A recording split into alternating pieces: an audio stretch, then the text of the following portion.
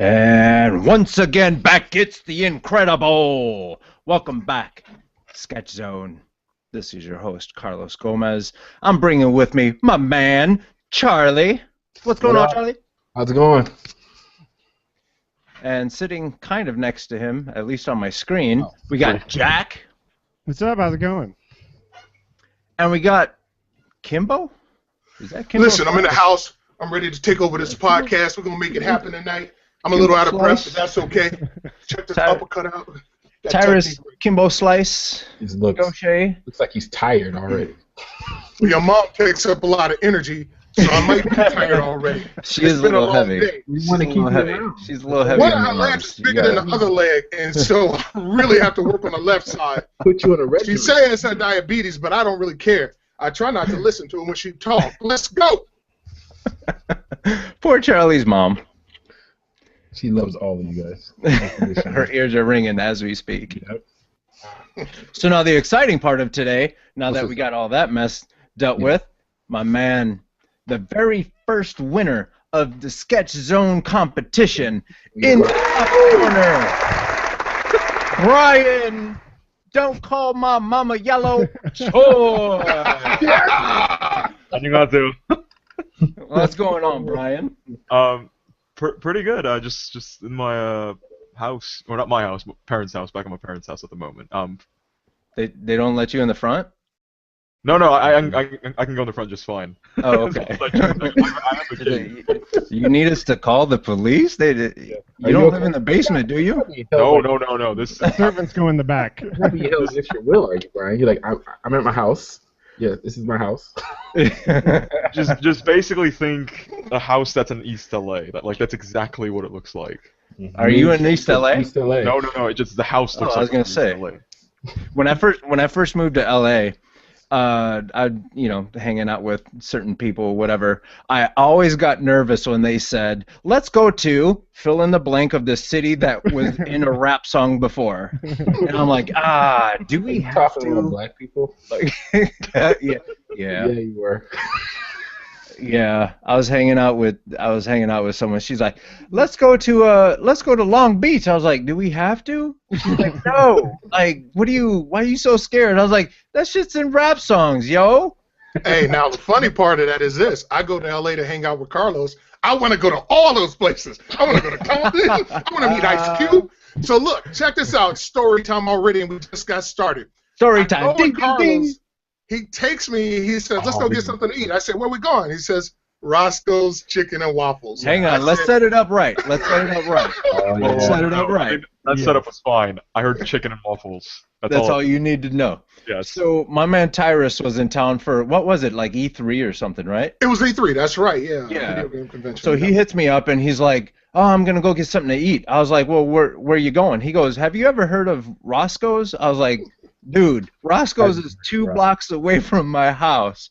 Let's get it done. And now you can go, Tyrus. Okay.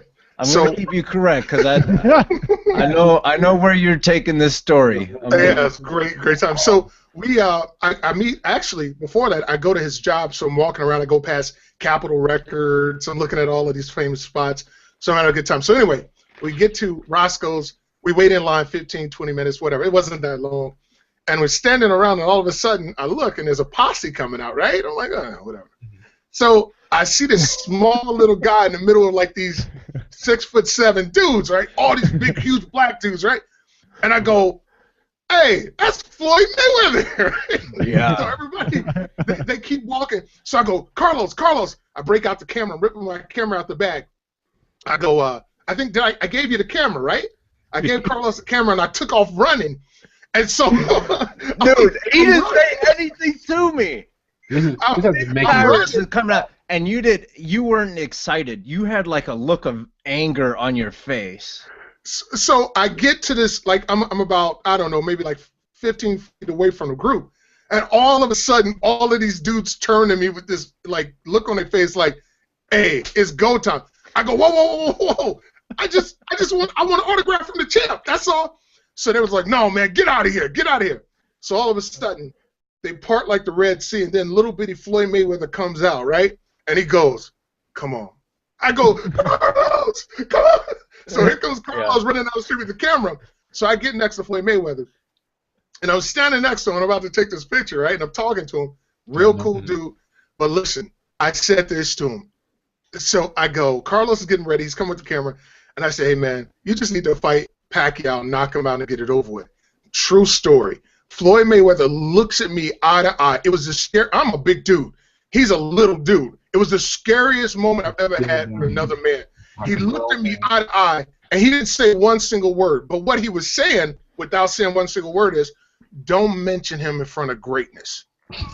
True story. I stopped talking. I turned around and looked at Carlos like, take the picture, dude. I need to move. Take the picture. Hey, now let me tell you. Now let me tell you what I saw. Yeah. I'm like, I saw Tyrus come at me like someone said something about his mother. Remembering that he just saw this big ass posse coming out of Roscoe's Chicken and Waffles. And he says, here. And he gives me the camera, and then he goes, come on. And I'm thinking to myself, this is how I get my ass whipped. I haven't had my ass whipped at all in my entire life, and I'm not asking anyone to challenge me. I don't want people to randomly come up to me in the street, punch me in my mouth. None of that shit. Tyrus said, come on. So I'm following Tyrus into this big collection of... It was some big dudes. It was like 12 dudes. None of them were under 6'2", right? It was at least 6'2" and like 650 apiece. I mean, they were all big dudes, right? And you could barely even see him through the crowd. And then the crazy part is when they would turn around, this guy's ready to fight. I was like, no, I just want to. They spread the littlest dude in the world comes out of him, and he's by far the most dangerous. How tall? Yeah. You think Mayweather's like 5'6". Yeah. Maybe. Sure, taller than that man. Oh, geez. Yeah. Weird. But no, I tell you, he's a small dude. He'll make you go night. Nope. Absolutely. Hey, when he looked at me like that, I go, it's a whole nother level of tough. I'm good. I didn't mean to disrespect you, sir. Can I polish your shoes while we standing out here? Meanwhile, I'm shaking with the camera. I'm like, at least I'm not getting my ass whipped. Yeah, it was a pretty intimidating situation. That's an important. Tyrus asked the question. Dude, I love that story. Every time I think of Tyrus, I think of that story. The time Tyrus almost got my ass whipped by Mayweather's entourage. Tyrus will always ask the questions that he's not supposed to. Speaking of Southern California, hey Brian, aren't you from down there? Yeah, I was born in LA at St. Mary's and basically been in the area ever since then. Though I did some time in Virginia and Fairfax. When you say as in prison, as in you make people disappear? Were you washing underwear? What are you talking about? No, I just remember a purple action figure and then my mom leaving in the morning for work. And those are the two memories. And snow from that place. I knew I was there. Cue that slow music from the Incredible Hulk. This sounds like an episode of Lost. Brian. And then I had a purple toy. Brian is walking by, all of a sudden some random polar bear walks by. Long. No. Well, if we want to talk about random, I do have a Blasian cousin that's in Virginia, so that I have family there. You have an Asian cousin in Virginia? Blasian. Malaysian? Oh, Blasian. Like black spicy sauce? Oh. He's Raging? I have a black and Asian cousin, so my mom. He's Cajun? Uncle, Wait, back up. That's a new one. Malaysian? Is that what you said? Blasian. Blasian. Wow. That's the title of this podcast. That's the title of this podcast. Blasian Cousins. Great. The two little Blasian cousins are super cute. I think the girl cousin has curly hair, and the other one has curly. This is about to take a bad turn. Hey, This is so great. Oh, you. And the one cousin, he jumps really, really high. He's really athletic, and he speaks well, surprisingly. No, they're little kids, so I don't know if they're doing well in school or what's going on. They probably do they are. put hot sauce on their rice? I have to ask their parents because all I know is they look cute. I probably would like to hang out with them for a bit. It's just So Brian, how do you feel about mixed race mixed race babies? I have no moral opinion on the matter. That means he hates them. Charlie, let's get him. Wait a minute, dude. Wait a minute now. Man, do you have like PR behind you, and they're like feeding you cards to say? Oh, if it sounds like I'm doing PR speak, it's admittedly I've been friends with enough people who are conscious about it that it's bled into me. So Hey, like hey especially Brian, Have don't any worry black about friends? it. Do you have What any black you do friends? is Do what you you're have any doing black is friends? you're making Charlie nervous because Charlie doesn't speak proper English. So when someone does speak proper English, he's like, "Ooh, he's one of them smart Fancy. folk." Fancy pantsy guys. you want me to speak improper English like hey, sometimes you have to Oh, calm see, down. now you're talking my language. He Guys just are like, turned, he oh. just turned Latino on us. Like you and me, Carlos, we're like brothers, man. We gotta watch out for each wow. other. You know what? Ah, shit. He sounds like he's from California and Latino. Right? He got I that just- one on lock. I just cookie right remember. I Hey, Charlie, remember you what. gotta have some respect, dog. You can't just be coming up in here, man, and just Yeah, but see, don't be racist, because I'm Cuban. We don't talk like that. yeah. No, but I remember when Carlos gave me the lesson on how to speak Mexican. He just said, say every word in the sentence real fast and then drag out the last one. So you make every sentence in the last word, then drag out the last one.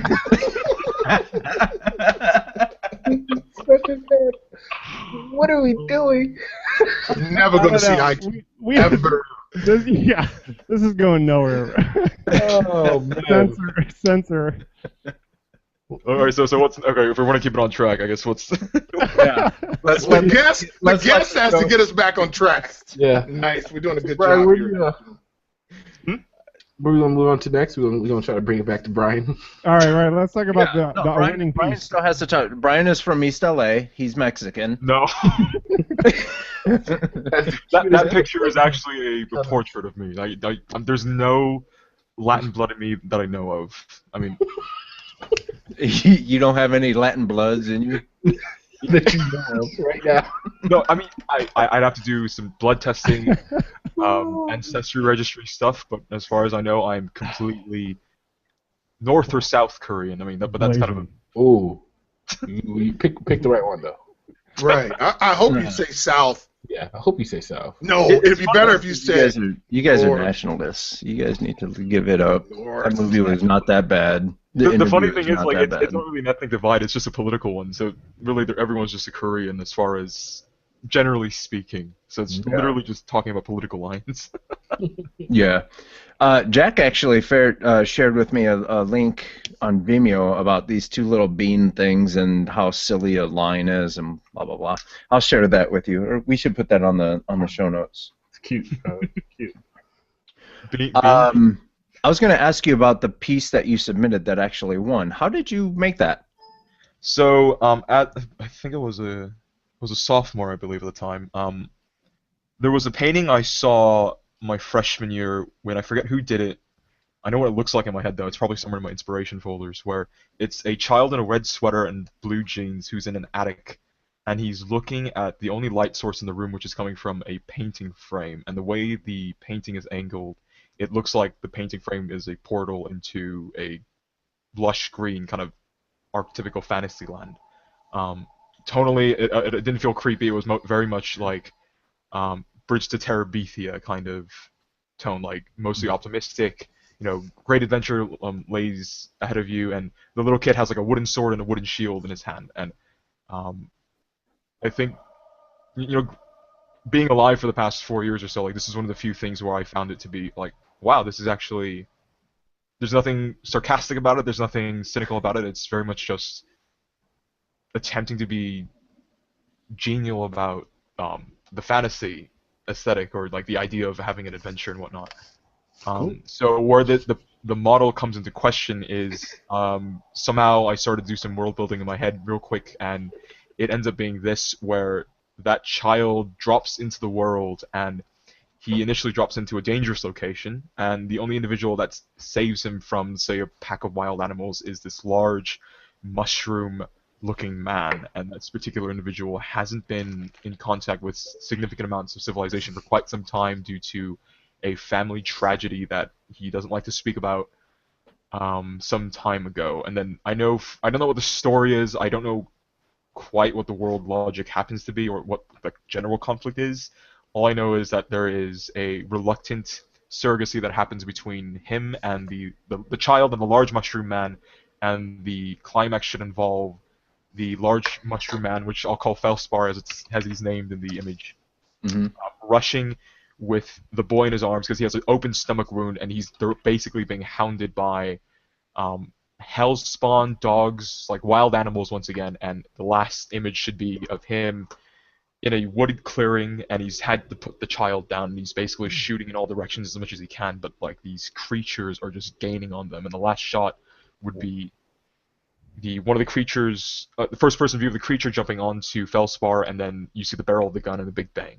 I don't know what happens after that. All I know is for some reason that's a good climax idea to work with.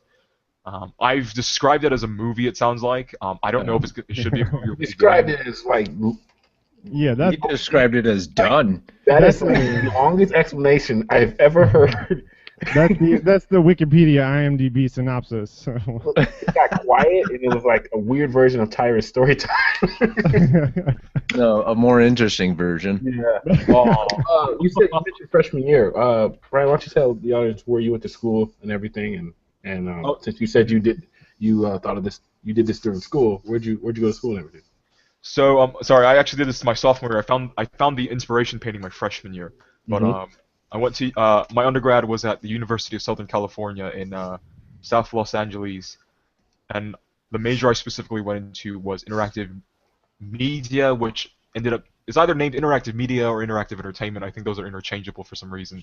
At the Interactive Media Games and Design School in the School of Cinematic Arts. It's a big mouthful. Basically, game design division in the Cinematic Arts School at USC. And the program itself primarily focuses on game design, as it says in the title, but the population of the students that do enter the program, and as well the people who do graduate, you get a variety of different individuals. So some people become technically minded game designers, some people are more creative, like they want to write things down, they're more qualitative. Some are producers, some become translators, others become good QA testers. Individuals like me, who are very rare, were game artists or individuals who could do game art. So a lot of times I found myself being hounded by students who needed art directors or people who could do game art. And fortunately at the time, as strange as it felt, like I had pickings from, do I want to join this project or do I want to join this project? Oh, so it doesn't produce a lot of artists. It's a lot of everything else: programmers, producers, QA, analysts, and of that nature. Primarily, I would say designers or people with design knowledge and skills. The program is definitely not built primarily to send out game artists into the industry. That would be Art Center, that'd be Gnomon and whatnot. Which would beg the question, why did I decide to go to that school? And I remember having that discussion in my head. Do I go to art school or do I go to a 4-year university program like this one before I went to uni? And why I chose USC specifically was, as far as I can tell from what I saw as a high school senior in secondary school, was that they were making video games, and my intention was to make video games. And Art Center, you go to those programs, they're great. They will turn you into a ninja artist. I'm assuming if they let you go in, you're going to come out with some at least good professional skills, technically speaking. You would hope. Well, yeah, exactly. But USC was like, we're making games already. We have professors from EA and people from professionally who come to teach here, and we have it's a 4-year university. USC is amazing as a school. We have an awesome football team. And just a lot of those factors came together, and I think the linchpin was basically Chapman University was offering me basically, you only have to pay like $4,000 a year to go to our school. Oh. For a digital arts major, which the name itself is very vague, but it was like, okay, that's super cheap. That's like super cheap. And I basically told the USC in an effort to play some bargaining chips was, hey, Chapman gave me this offer. what do you have to convince me to go to USC? Because USC is a bigger price tag. They were not giving me jack diddly squat, or at least not as much as we would like for financial aid. And the student advisor got me in contact with a man by the name of Drew Moxon, who at the time was a producer, I forget, associate or just producer at Microsoft Game Studios, and he basically said, hey, other programs are great, but USC has, like, when they say talk about the Trojan family, they're very serious about that, and it provides dividends. It's not just that you're going to meet cool friends and nice people at university. I mean, you do that at any place, really. But you're going to end up with professional contacts that you will call upon for years.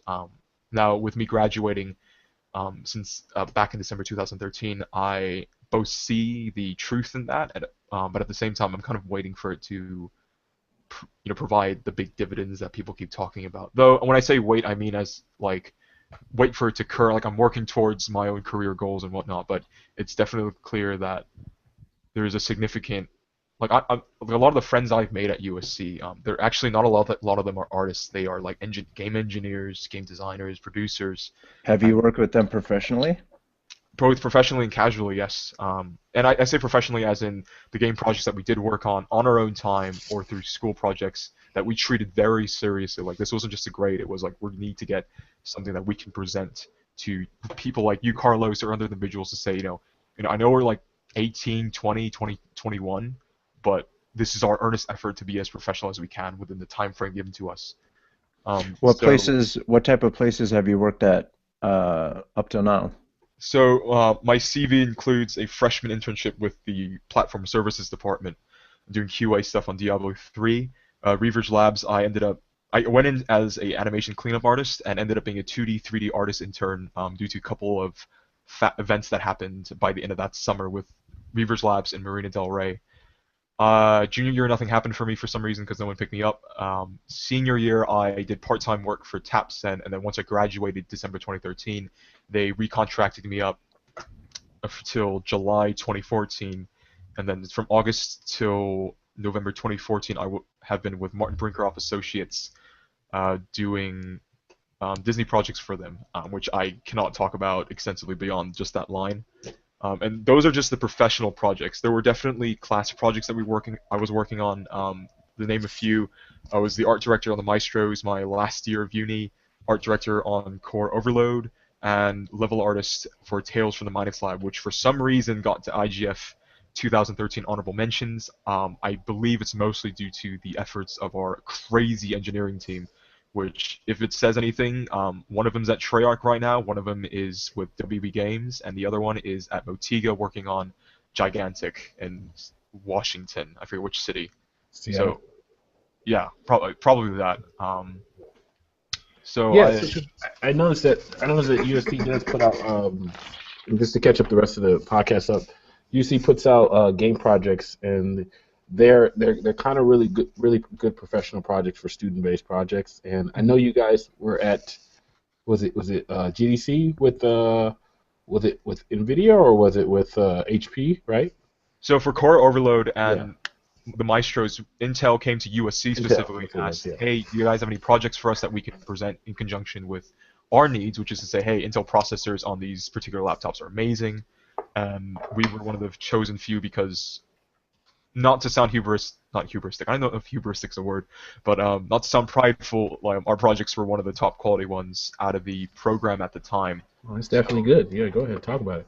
And thank God that happened too. It was definitely fun. It was a typical kind of pop in and pop out, present to whoever happens to be on the expo floor, and Charlie, you've been there before, right? It's just hustling, bustling, and it's kind of hard to keep track of. No, GDC and Tires has been there many a times. How that crazy floor is. Yeah. But yeah, I'm just really interested in. I didn't know the inner workings of the program over there, but at the same time, if it doesn't produce a lot of artists, I'm just wondering how you guys didn't find artists or whatever. Is it just literally a internet-based type thing, and then also your engineers and all that stuff coming from the school? But how did you go out and find different artists for these groups if your school is not really based in art per se? That's a good question, and hopefully this helps other projects around the world, basically. So, I'll take the Maestros production, for example. So, faced with the issue of we don't have any decent game artists at this school, there's plenty of people who can draw. how we stick, whether they know how to stick that in the game is a completely different question. So we're like, okay, we have to look outside. We need to find volunteers. They're not going to get paid. So we're probably looking for the best students that we can find or individuals who are willing to volunteer their time. Um, with the history of different projects, we initially scouted out Noman School of Visual Effects, Laguna College of Art and Design, those two primary locations, since we've had working relationships with them, and just historically they've been super awesome. The people who do join the projects at USC.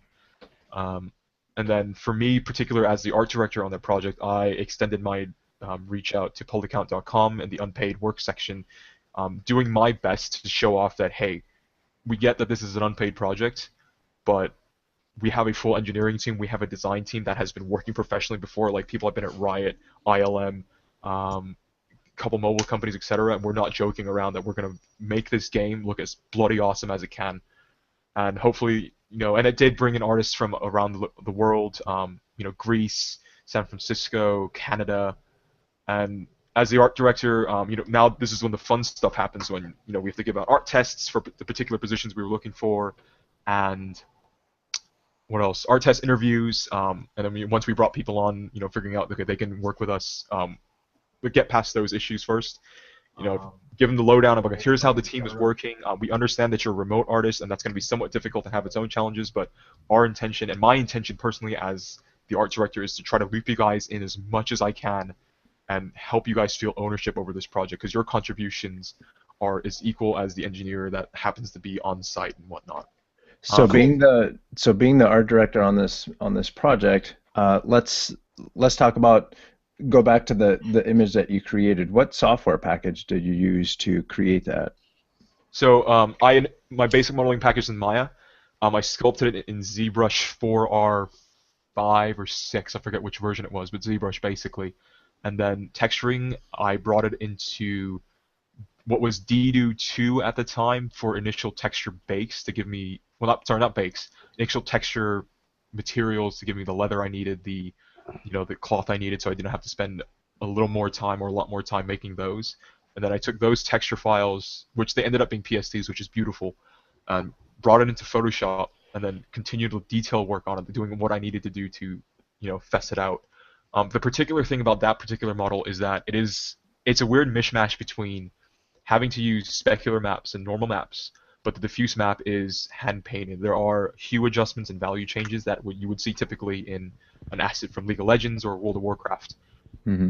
It's somewhat successful what I can see. I mean, of course, this is like early work, so when I see it, it's like, oh, I could totally fix that, but I'm really lazy. Oh my god, it's gorgeous.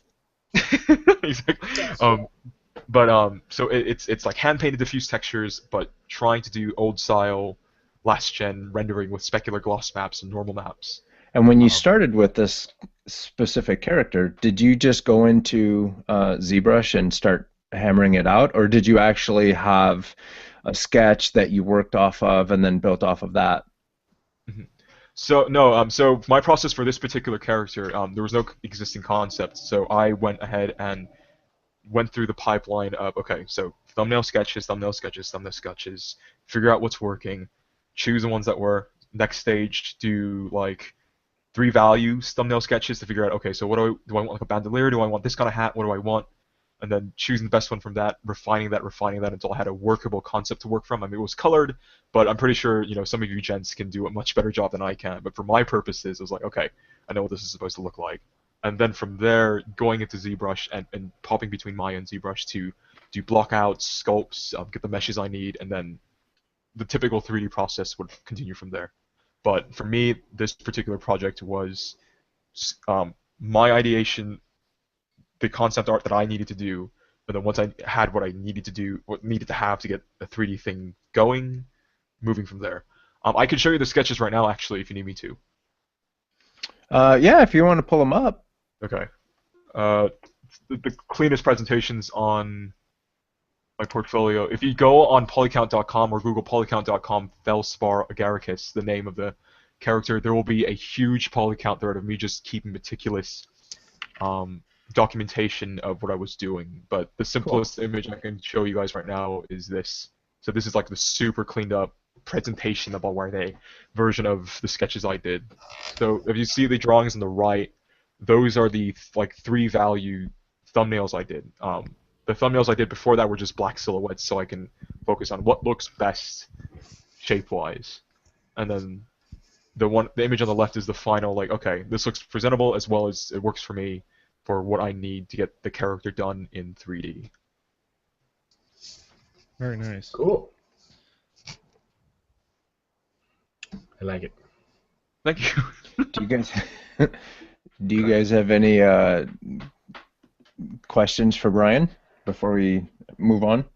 Brian, what's your long-term goals? What do you want to do ultimately as far as a game artist or illustrator? I want to get to the point where it doesn't become a question of skills and more becomes a question of understandable. Do I like this person or not? To be an art director or a more visually focused creative director in the far future, but being able to flip back to character and production art pipelines as needed, because understandably art direction stuff isn't necessarily explicitly making art all the time. It's more art leadership or art management. In the near future, I would like to pick up consistent character art gigs, primarily though. Understandably, a lot of individuals have told me, character art is difficult. Just the volume of people who want to get in and the quality level that people are looking for is it's much smaller than environment art. Who cares? If that's what you do good, do it. And The environment is not any easier. So I suspect as much as well, right? it's actually harder. Exactly. That's ridiculous. I don't know about it. It is. You do more on a project, bar none, than a character artist. And I guess another long-term goal is to figure out a way to Look become... at Charlie was about to take his switchblade I'm out. serious. It's bar none. You talk to more departments as an environment artist than you do a character artist. And I think a lot of people fail to understand that environment art has its own large challenges. I mean, to Really, even yeah. think about... I think a lot of initial environment artists do forget, composition still matters in the end. It's not just about making props look amazing. Like, if you expand it to, like, okay, I have to make a whole bloody scene in a production environment. Where does most of my time have to lie? How do I save time? And, where do I put the love? Do I put the love into, like, the hero prop or this hero prop? Like, what are players going to deal with? You have to work in broad strokes rather than like focus in on that hero prop. Because usually your prop artist or somebody like that who has more time to do it is going to do that. But the environment artist job is to get the whole thing done. And Exactly, I hear that a lot where, guys have aspirations. And if you're good at environments, then great, by all means go into it. But they go into environments as a default because they feel that the characters artists have like a smaller pool to get in at times, and so I'll just go do environments instead, and Yeah. it's a different way of thinking, in terms of working in broad strokes to a final piece. And I'm always personally tempted to like maybe I should start building an environment portfolio, like enough that I can get a position as an environment artist. But most of my passion happens to lie in character designs, characters, creatures. Well, though I get to do actual creature, and all the kind of art management and art leadership concepts that I would love to learn as time goes on once I get more guns under my belt. I guess it's a balance, so you could figure out, which one you actually do best, and then I would say go with that one, just whenever. If you haven't tried any, I guess you have the time now, early in your career, to make that decision and figure out which one's better. I'm going to try to ease into it by working on a vehicle asset sometime soon, once GDC wraps up. Just like, okay, just so I can play with Substance Designer and figure out UE4 Material Editor, what can you do for me? And how do I understand you? UE4 is amazing. Love it. So is there a way for, say, someone that's listening to this podcast or watching the YouTube video, is there a way for someone that might be interested in helping you guys out to connect with you? Yes. With me particularly, or the school? The project or is it the school itself is, I guess, mentoring this game project that you were talking about? Mm-hmm. All right, Michael Zaida, if you're listening to this, please don't kill me.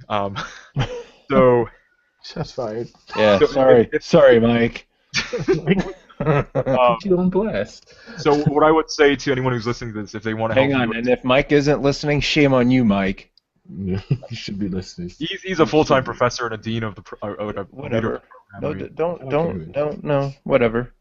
But anyways, so people, artists who want to help, and this is probably most likely going to be on a volunteer basis, make actual games with the students at USC. What I would do is directly email an individual by the name of Michael Zaida, and specifically Michael Zaida. Do not email Tracy. I feel like This her is focus also is stupid for the people. They don't even know who Tracy is. Tracy. I'm assuming So they don't even Whoever matter, that is, Brian. I'm not going to email her. Yeah, I'm not emailing. Tracy's an anymore. amazing person. I just think for the sake of getting onto a project, Michael will be a faster contact. Because Tracy's not going to help you. No, In other words, Tracy's the person you really want to talk to, fans. Yeah. He's trying to hold back a good thing.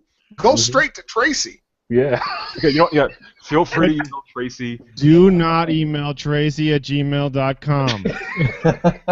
Look at Just you. don't do it. Don't do it. But find Michael Zaida, find his email, send him a professional, polite email. I mean, this is a way to practice being professional if you haven't yet. Send him a clear email. Not how it's going right now. I'm kind of thinking students too at the same time. So It's all good. So email him, state who you are, state what you do, show your portfolio, and say, I am interested in helping any USC Games projects that require volunteer artists. And I'm assuming Michael's going to help you out as much as he can. He's going to lead you to the next person who needs you, etc. Here's the catch, though, going into this. You, as the artists, whoever you happen to be, you need to be on your guard about the quality of the project. So, I mean, even if they do interview you, even they look really like, oh my gosh, we love you because you're here and we have to do art, and oh my gosh, thank you so much. Like, get past the desperation, and really not interrogate, but really interview people that you're going to join. Hey, do you have a production schedule? Do you, who are your art directors? Who are your creative directors? What is the leadership like? What is the art pipeline? How are you communicating to your remote artists? You have to really think about this because a lot of this affects you, and even though you might be an individual who thinks, I just want to make super cool art, and that's all I want to do. Because that's what they sound like. Usually. They're from the valley. They sound like Becky from Saved by the Bell.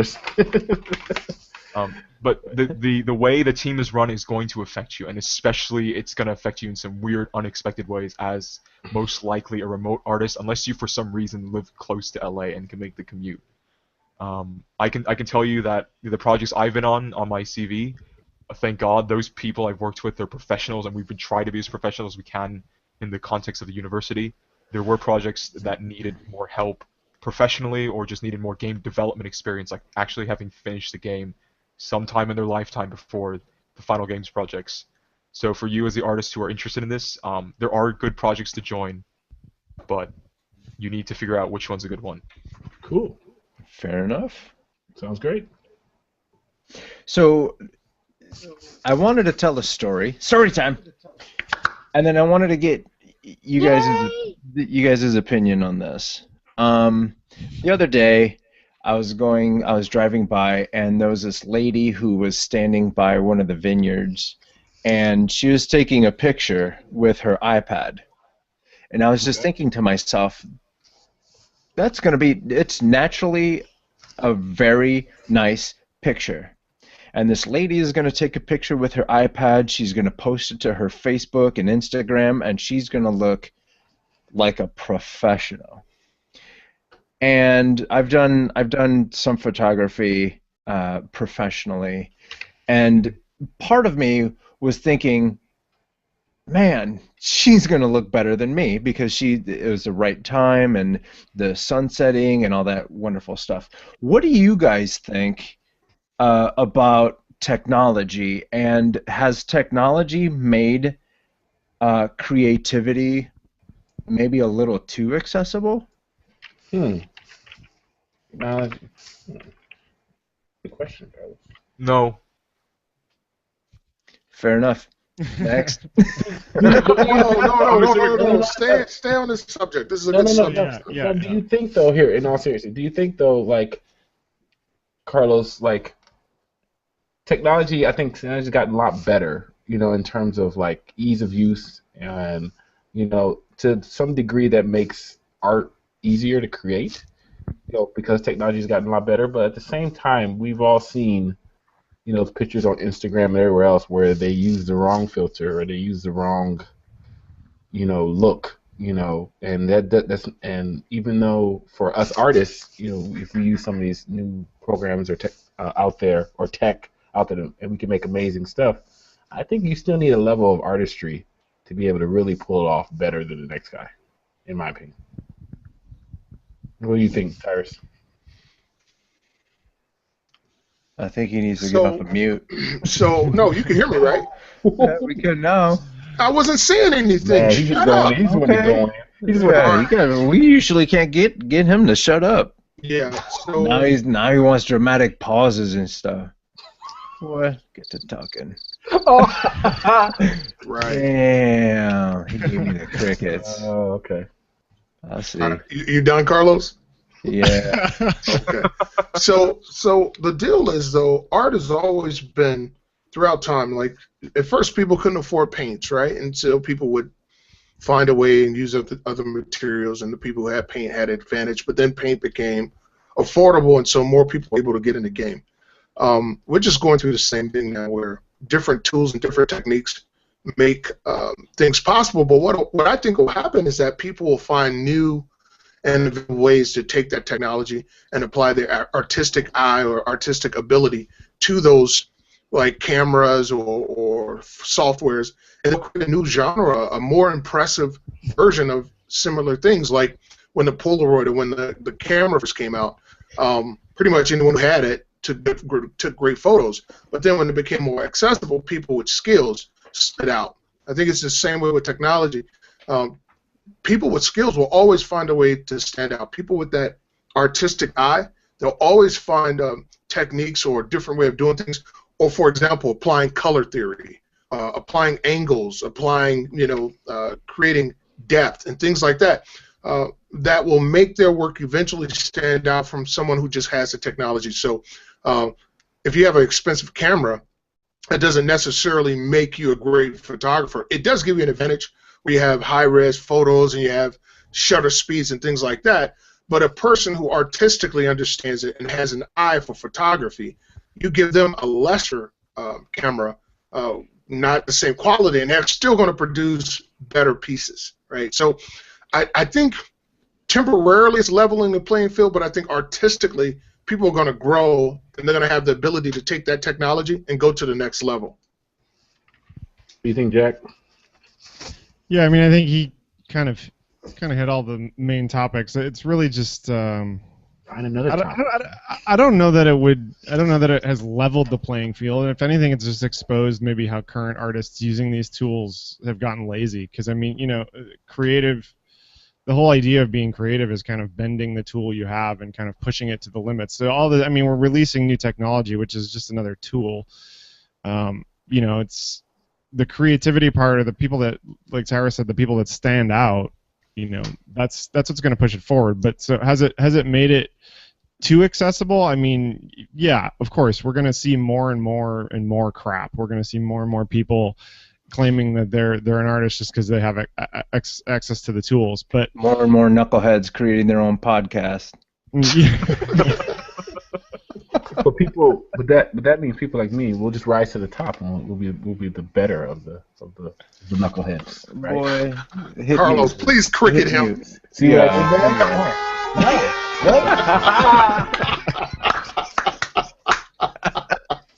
That was awesome. I just want to Hey, say, here's another example though. We can take it to hate music, right? So everyone has the ability to make a music video or make a rap beat or whatever music you're into.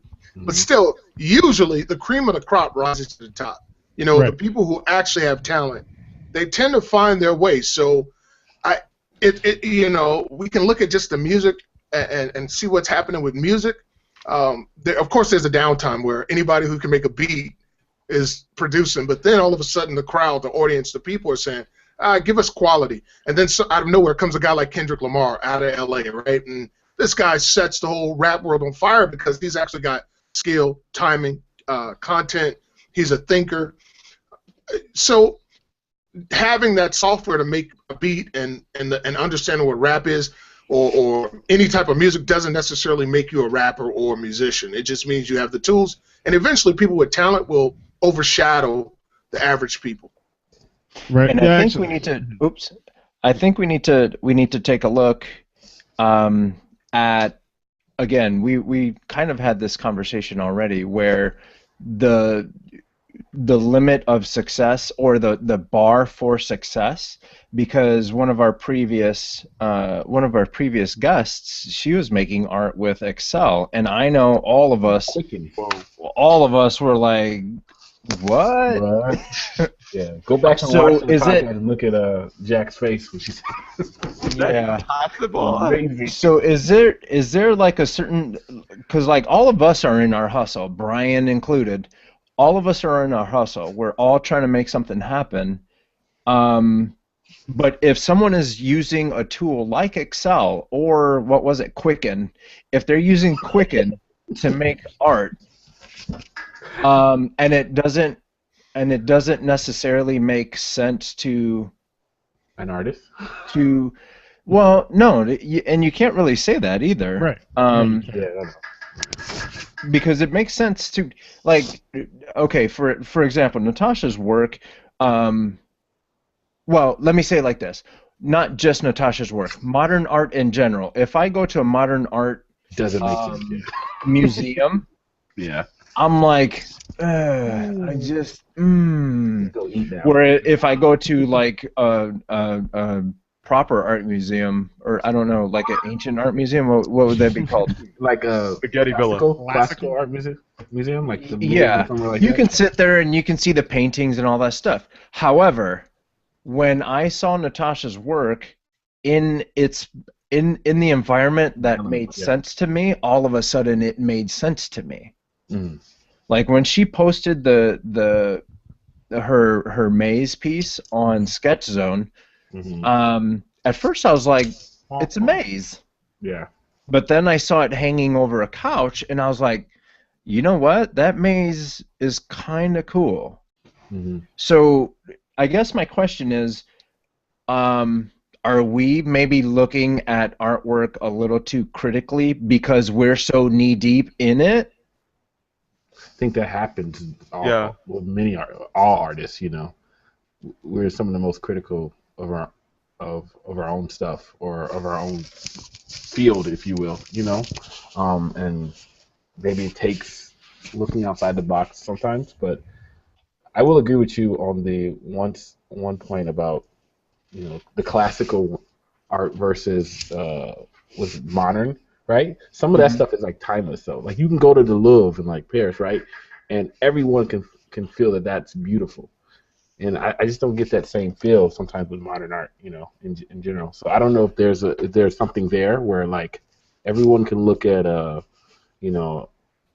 painting from a classical great, Mhm. But what are you writing over? I'm seeing face and I'm losing my train of thought. Tyrus totally got me with that one. I definitely get the same. Louvre. You know what I'm saying? Shut up, Tyrus. But I think I like it when you talk more. Personally, for me, I think I do get the same kind of confusion about, am I not seeing this in the way it should be on that topic? This reminds me of, well, it's the last time I went to is it MoMA or MoCA in LA? I forget what it was, the Modern Art Museum. Both of them. Yeah, so I went there for a class a couple years ago, and I remember going there just looking at this lithograph or a silk print, and it's just a blue square on a white background, and I'm just like, I know there was some skill involved to get this done. Visually, it's very big. What's the value in it? at MoCA, actually Jack and I went there to go see, what was that we went to go see? The Nightmare Before Christmas guy. Oh, What's his name? yeah. Tim Burton? Tim Burton. Tim Burton. Yeah. Tim Burton had an exhibit there, and Yeah. Jack and I went to go see it. But before then, they put Tim Burton stuff in the back, so we had to go through the modern art part of it. And this is the part that maybe that I have to be honest, that I can't get with. One of the Understandably, yeah. Yeah. one of the art pieces was an aquarium half full of water with 3 basketballs floating in it. That's it? That was it. Okay. So that particular piece sounds. Did it all feel fragile? Like did the setup feel fragile? Like No. Did give us these words that like make it sound bigger than what they are? so, I mean, admittedly, so this is the difficult part. It's like I think it might require some perspective changing. So from what you've described the piece, it looks ridiculous. It maybe looks surreal and it kind of well, I forget. That's not Picasso. I forget another artist. Dali. Yeah, Dali. But, Michael Jordan. No. but No. something like an accordion with half-filled water and basketball is like. Maybe it's not a visual thing. Maybe it's trying to communicate more of a feeling. So I know a couple different modern art pieces where, visually it's just triangles and shapes on like a coat hanger. It's like, what the heck is this? But if you maybe see it as, this is installation art that's trying to move constantly. Like it's about movement. Mm-hmm. And you see it as like winds rushing through it, and over time you could see it moving. It's like, oh, okay. Like, it doesn't read the same as. It doesn't read the same as a painting. It's just, it admittedly does require a different perspective change. Now, that doesn't necessarily mean, I think, and I'll assert this, that the value of that art is greater or lesser based on, it looks more complex and it's more sophisticated. I think still Come on, Tyrus. Concepts about composition and value still apply to the quality. Listen, let me talk about this for a second. Come on.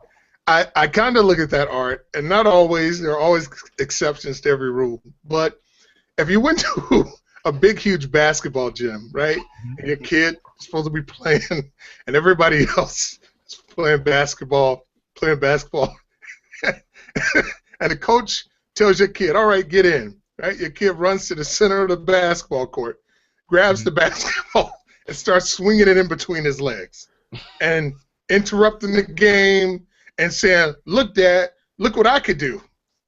That's what I equate what you guys are talking about and calling it art. It's a bunch of people who don't want to follow the rules and do whatever they want to do, and then people pay attention to them and go, oh, that's very creative. I think... Well, I have to ask, we're trying to define what art means right now. I get it. There's different types of art, just like there's different types of basketball games, right? But generically, we played a game where you put the ball in a hoop, and you defend, so there are rules to that game. Now, I've seen girls where they get in the middle of the basketball court and they spread their legs and they roll the ball back and forth to each other, and they call it basketball. You can call it whatever you want to call it.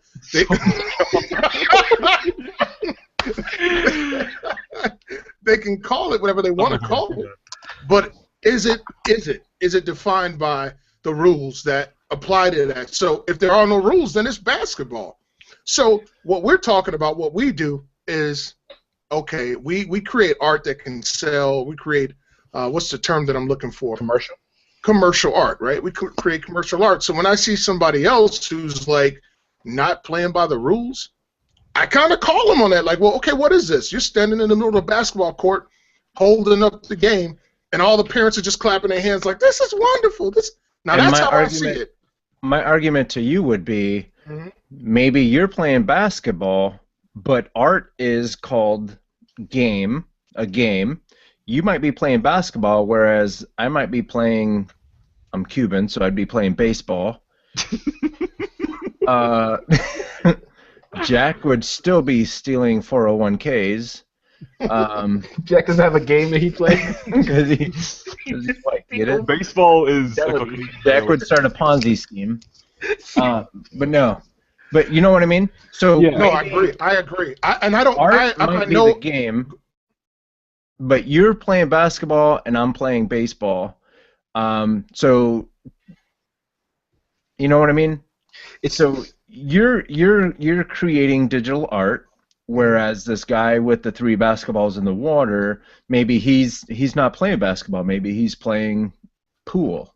So is it more of how well he can explain that and sell that piece to that gallery? And that's the question.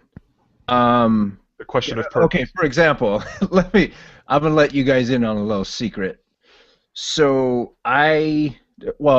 everyone knows that I have my comic strip, Robots and Aliens. Mm-hmm. I logged into Reddit because I post every week. I post to Reddit, And I finally had the time to. I had like 8 messages sitting in my Reddit, and I clicked on it, and one of the messages said, out of your last 28 posts, you only got 3 ups. When are you going to realize Oh, snap. your comic sucks and you should quit? You gotta love Reddit. That is harsh. That's just a troll. Harsh. Yeah. Yeah, it's probably a troll. Which is fine, but to him, he doesn't see my comic strip Absolutely. as my first instinct was like, bitch, you don't know me. You don't know my life. You know who I am. You don't know my struggles. you, you started stalking, trying to find his address so you I could was like, show bitch, him. I got plenty of time to find your ass. This is my Let me reverse job. look up this dude. So I mean, this guy doesn't understand that Robots and Aliens started as my exercise in getting better at art. So I focused on hands and I focused on faces and now I'm focusing on trying to do environments and stuff like that. This guy doesn't understand that. Do I not understand this guy who's floating 3 basketballs in an aquarium? Yeah, I mean, okay, let's flip the discussion because you go to the Louvre, and just because it's old and just because it's, made by some guy who is a skilled craftsman, that doesn't necessarily qualify that as art. I mean, there's a whole hall that are literally of just busts of famous people. Like, yeah, it's well made, but when does craftsman? I mean, a chair is well made, but most people aren't going to call that art. So it's like, there's a difference between a painting that's really well done and moves you because it's telling a story and there's more going on there. But there's plenty of old classical art that is just an exercise in good craftsmanship. Mhm. So, there's a line between craftsmanship and like the emotion that you may or may not understand. So what I'm getting here is Real quick, hey, Tyrus, did you notice Jack has fish? Yeah, I got a fish. you got a fish. You got 2 fish. So Jack you're finally right. got them damn basketballs out of that fucking thing, and he finally got himself some fish. That's because nobody understood my basketball art, so I finally got a fish. Look at the fish in the background. They're like right up against the window. They're trying to be in the podcast. 15 minutes. Look at Carlos, but you said maybe I'm playing a different game, and I respect that. So my question would be, well, can you tell me the rules of your game so I understand how it's played? All right. So when you, now here's my issue. If there are no rules, then how do I know how to play the game? And Right. and the bigger problem is who decides who's the winner. You could be a winner simply because your parents are rich and they put you in a certain school and you got put in a studio and you're the winner because of that. There are no rules. There's nothing. There are no tangibles. It's just you have the right last name or you look the right way. To me, that's I'm bothered by that. Let me know what the rules are. Let me know how to achieve success, right? And then let me apply those rules to my art or to my life or to whatever it is I'm doing. That's all. And I'm not saying I'm right. I'm just challenging this idea that art is whatever we want it to be. It could be, okay, it could be. I just don't subscribe to that. I think even when I look at the masters, I understand, I see it, and you think about any Van Gogh, you look at it and there's something special about it. I may not be able to articulate it the way someone else is, but clearly we look at that and go, that's pretty freaking special. That's pretty nice, right? I love the colors. You have something to say, but somebody else takes a 70-foot canvas and drops a blue dot in the corner. What are the rules here? That's what I was trying to say earlier. Like, You guys keep cutting Brian off. oh, sorry, Let Brian. Brian talk, Charlie. Okay. Jesus. No, Like Charlie, I said- go ahead. It's your show. I'm just looking at No, let Brian talk, Charlie. I like that. I like Brian, what do you got to say? Wow. I think I've been recently just binging on a lot of This American Life previous shows, and it covers kind of like financial schemes and stories of people not doing art stuff, but trying to figure out what success is. And I think the annoying thing about art in general, just speaking as a whole, is that success is there's no perhaps even to say guideline for success. You do see things like modern art installations that it probably is literally someone who is in charge of deciding what goes into into that space. It's like, I like that piece. I feel like it speaks socially to whatever it's trying to do, and other people were agreeing with him or her about that. And this particular group of people made decisions to be like, okay, that's gonna be in there. To me, I feel like it's almost the same across a lot of different places where individuals will get hired simply because I know him, he's a friend of mine, we met at school. Whereas an individual in Indonesia who's probably just as skilled as super nice guy, very effective coworker, doesn't get the opportunity. Even if he does apply online, just because no one knows who he is. That's part of the cadre, so to speak. And it's annoying because correct me if you guys don't feel this way, that we will. As much as we feel like we want it to be a meritocracy and it's communicated as a meritocracy, there is non-meritocratic factors that come into play that do determine success or certain effects. Absolutely. I mean, if you think about most of the really famous artists, most of them were socialites and really well connected. Obviously, there's a bunch of guys that made it after they died, but the vast majority, especially when you're talking about modern art, you got the Jackson Pollocks, you got the Dalis, you've got the Andy Warhols. Like, these guys were all in and connected, and whether you like their art or not, that's the reason they're in the gallery, because it spoke to somebody that they knew, that had a lot of money, that had a gallery, that had a magazine, whatever. And it sucks to admit that that's the truth, but that's how a lot of industries are. It's happenstance. It's timing, placing, and timing. And so if that's the case, right? If that's the case, let's say that I believe that's absolutely true. So wouldn't a group of people like us want there to be merit? Wouldn't we say, where's the merit to this? What techniques are you using? What is it you're trying to say? And do I feel like you said it? So even if a person paints a maze, is it well done? Do I recognize it as a maze? Do you have to? Does 20 people stand with a glass of wine and cheese and pretend to come up with a solution to say, oh yeah, this is a maze? Or does everyone walk up and go, holy crap, that's a maze? To me, I think the criteria should be that everyone goes, not only is that a maze, I can see the people moving if you turn this way. That, to me, that's the rules of the game. That's the rules of engagement in the situation. And therefore, I feel like that's something that's valid. But it's just my opinion.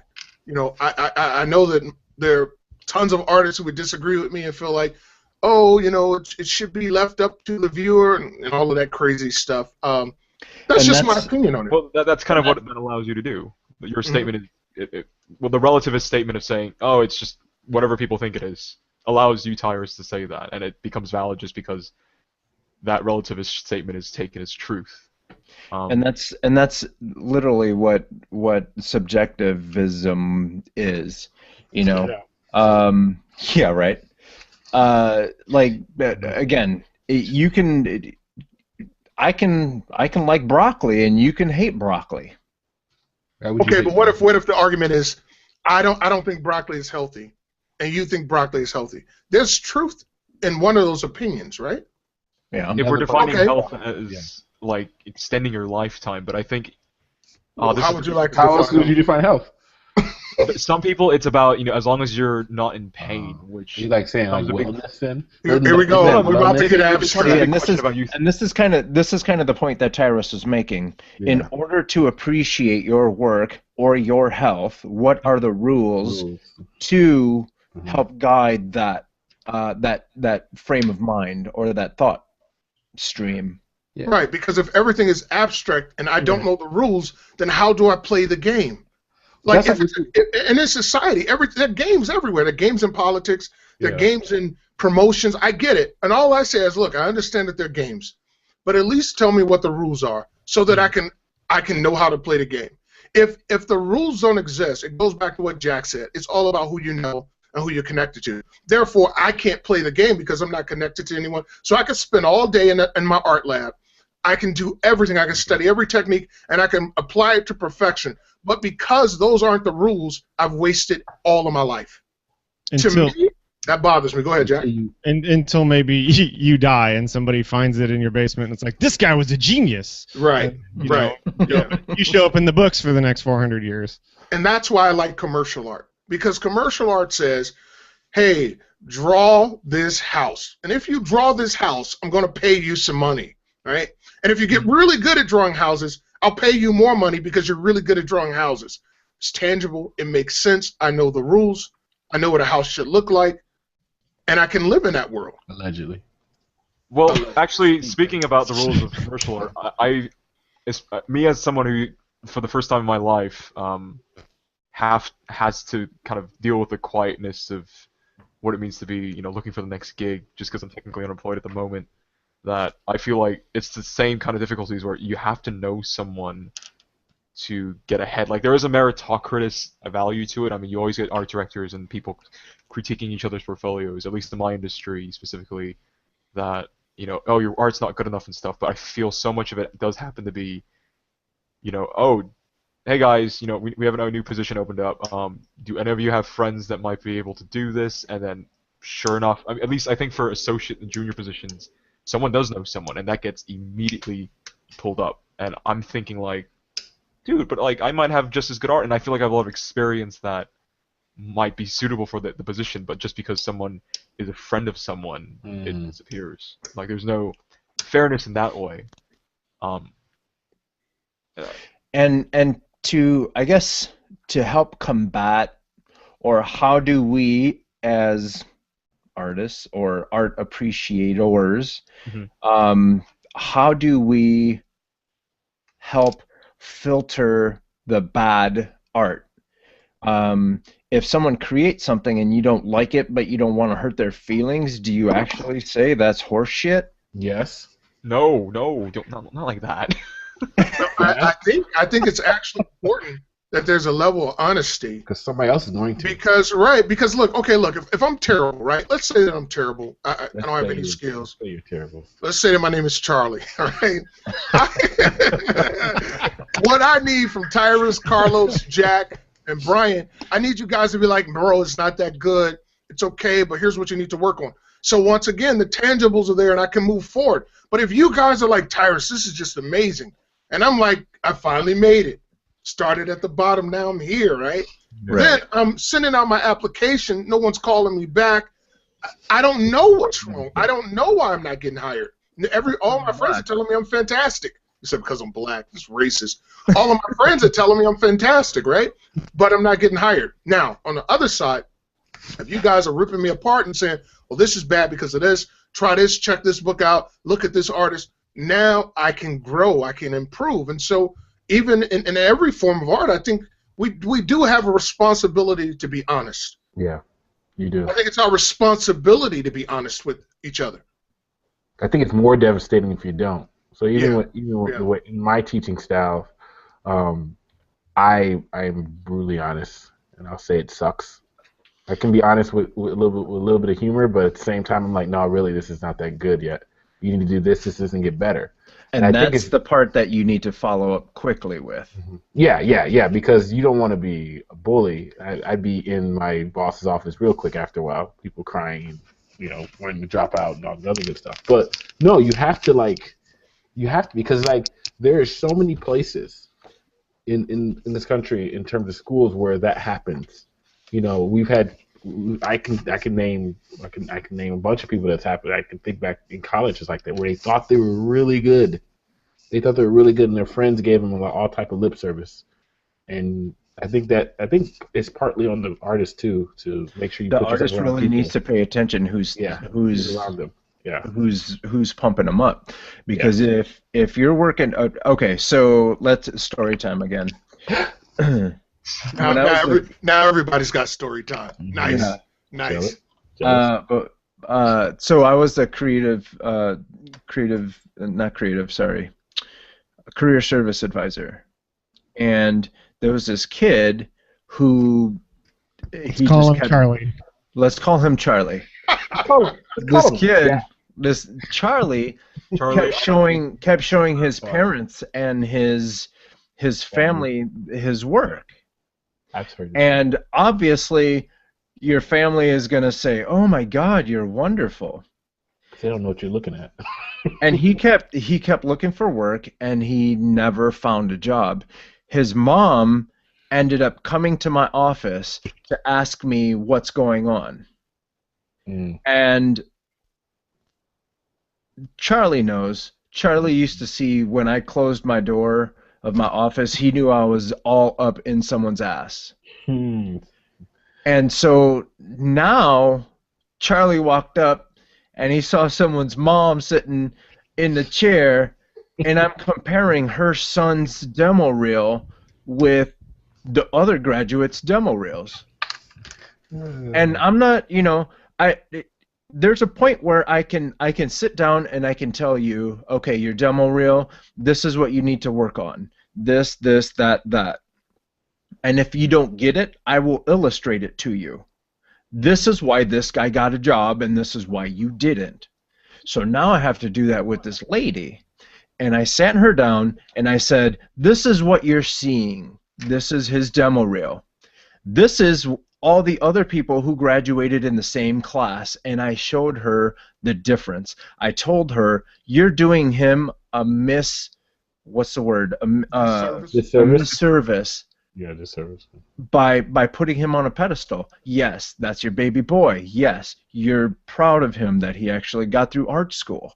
You're not doing him any favors. Sit his ass down in front of Toy Story and say, build this.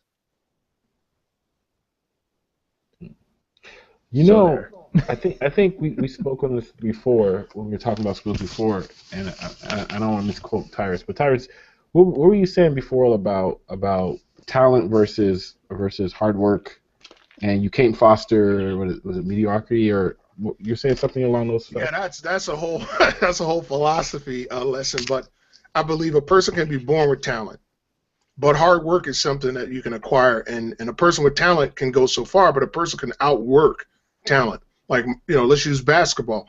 Michael Jordan wasn't genetically the greatest basketball player ever. Right? He wasn't even taken first in the draft. But his drive, his work ethic is what made him great. And let's tie this into what we're saying. If someone didn't challenge him, if Dean Smith, if his other coaches, he got cut from his high school basketball team.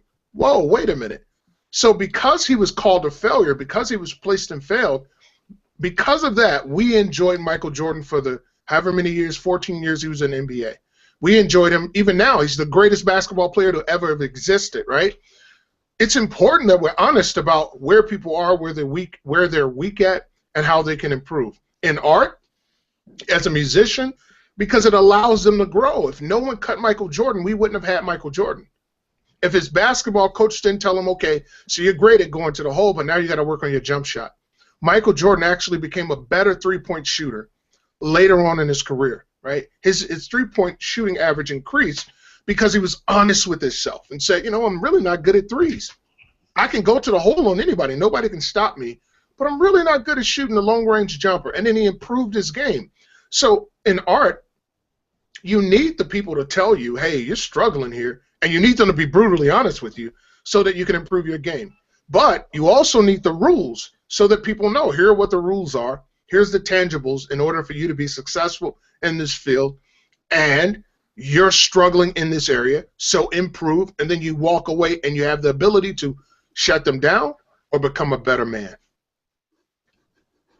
There it is. I appreciate the kind of the simple clarity of that advice.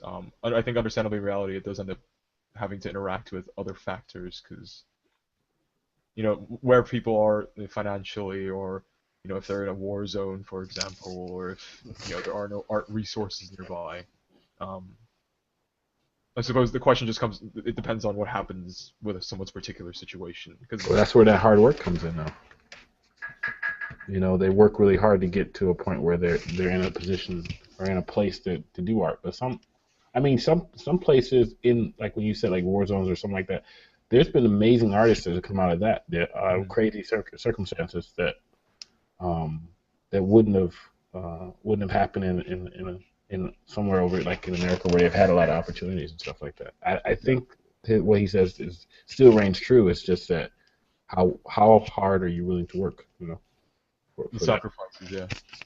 Mm-hmm. Tyrus and I had this conversation one of the times that we didn't record, and I think he agreed with me where if you have a mediocre artist who is an extreme hard worker versus someone who's talented, who's just a little bit on the lazy side or takes his talents for granted. The person with a little less talent and more motivation will catch up and surpass the guy with the talent. Absolutely. Absolutely. That was good. Drive is everything. And you can't Drive really is teach everything. drive. You cannot. You cannot. I mean, if you've played any sports, and I always use sports analogy because I think sports relate to most things we do in the world. We've all played sports, and we've seen that guy on a team, on the opposite team, who it appeared they were born to do something. Let me tell you guys a story. I was wrestling once. I'll never forget this. That's right. It's story time, right? So I'm wrestling, and I'm out in the middle of nowhere in Illinois, on a Saturday morning. And now I'm at the point where I'm a pretty good wrestler, really good record. I'm heading towards state, and it's a big tournament. And I get on the mat with this guy. This guy was a freak of nature. I mean, his hands were so big. It was crazy, right? So I lock up with this guy, and he grabs my wrist. And I go in my head, I go, holy crap, this guy is the real deal.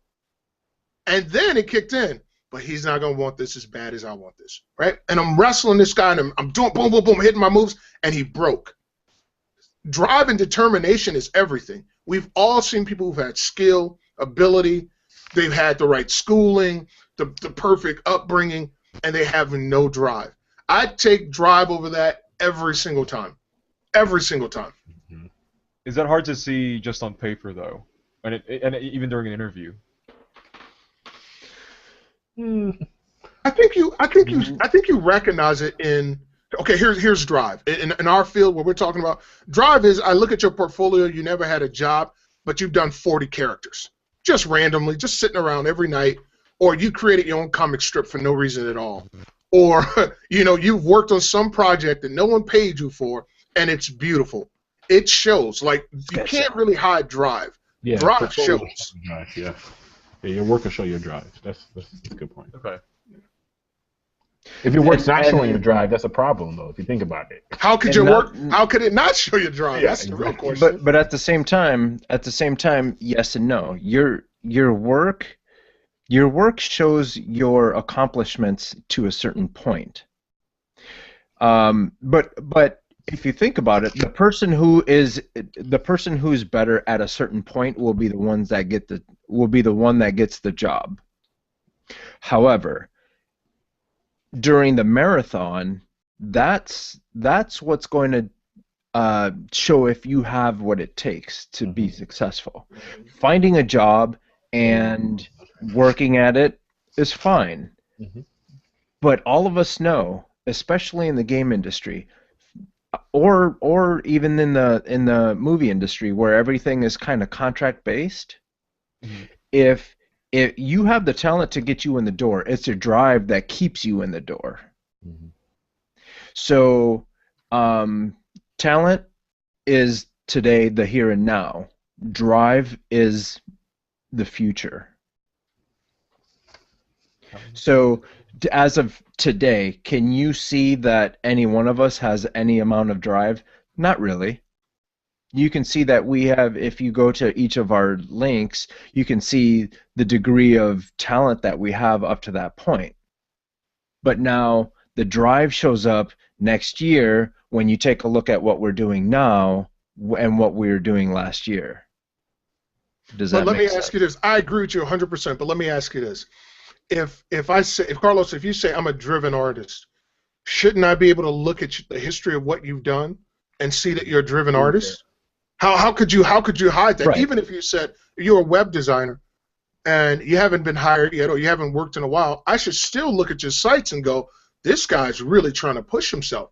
Now, I'm not going to see that you've only created 3 sites in 5 years. That's not what a driven person would do. I'm going to see 30 sites in the last year that don't even have actual clients. It's just something you built, threw up to show this is what I'm passionate at, right? That's the difference between I'm getting paid to do something and I'm driven to do something. The people who are driven, when they're not getting paid, that's what they're still doing. They're working. Right? So when I say you will always see drive, I'm speaking as far as if I interview a person, if I'm hiring somebody, even when I was a dean and I was bringing somebody in as a student, and I said, well, what have you done so far? They bring their portfolio in. I would know the students who are driven, and I'd go, Charlie, this kid right here, we're putting him on this track. Let's get him in this program. You could see it. And usually what would happen was, I don't think we were ever wrong about that. Am I right, Charlie? I think we had some kids who got too busy, who dropped out of different things, but They got a big head or something. Yeah. got a big head, yeah, but the drive was there. I mean, I don't know how you hide drive. I don't know how I've ever seen somebody who was driven and I didn't recognize it, or no one recognized it, and suddenly they were producing all of this stuff overnight. Yeah, you'd have to have access to their past or to their history. Yeah, and in our case, it would be a portfolio or a website or Right. a drawing book or something like that. Yeah. Jack, were you gonna say something? Say something, Jack. Gosh. I'm good. You guys are covering it all. Somebody needs to cover. I Jack, keep I want wishing you to Jack talk. would have like wise words to say. Like you're the quiet one, and then the moment you speak, it's.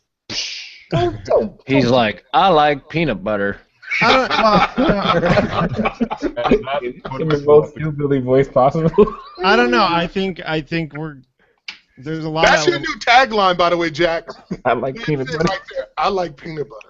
Okay, I'll be sure to say that before I say anything else from now on.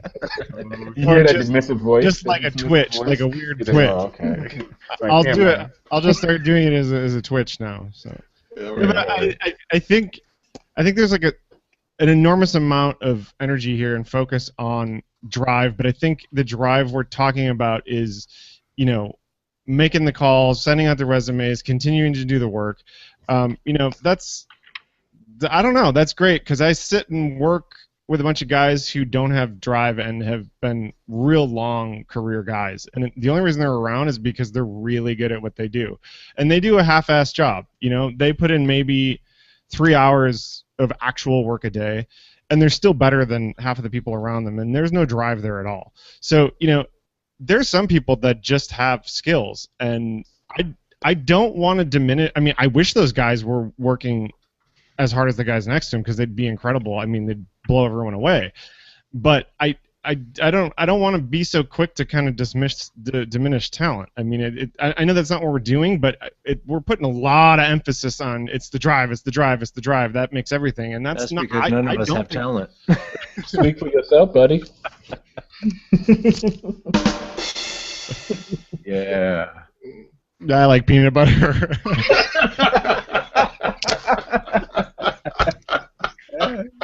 Hey, that's the podcast name.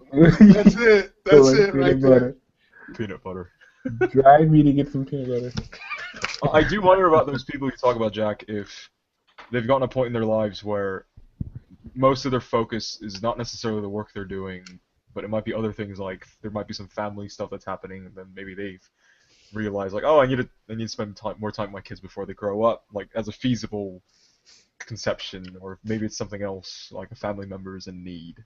Like, Absolutely, and I guess I'm just trying to point out the people we all know that stuff just gets handed to them on a silver platter, especially the ones that happen to also be good. It's almost like they put forth no effort and stuff just comes their way. I hate that. Well, but it's a real That's thing, good. and I like peanut butter, but it's like. Drive. I will agree with all of you wholeheartedly. Drive is a law. I mean, look at there's some real famous cases. Look at people like Charles Schultz. Like Peanuts is like cool and all, but the art's like, it's fine. It's fine. But what his Are you going at the Charlie Brown comic? I am. Check Look at it, right there. Look at that. But no, but look, like let's be honest. We want to talk about. We want to talk about. Hey, story time. Carlos, tell us how you visited Mr. Schultz. No. What, him dead? Jack was in the middle of a comment.